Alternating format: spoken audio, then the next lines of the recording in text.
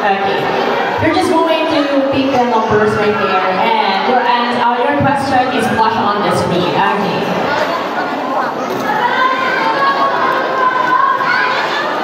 Pick the number. Pick the number.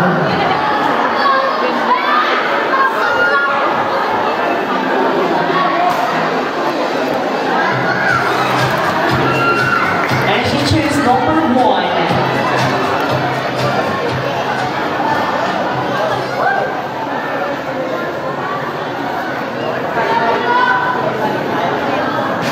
Okay, sa panahon ngayon, paano mo masasabi na ang kabataan ang pag-asa ng bayan?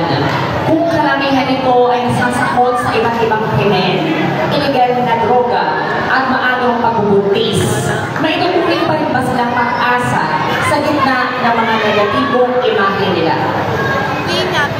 Ulitin ko po yung tanong.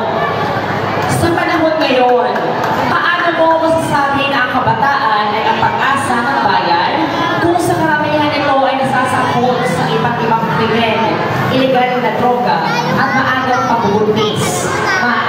Maituturing pa rin ba silang pag-asa sa gitna ng mga negatibong imahe nila?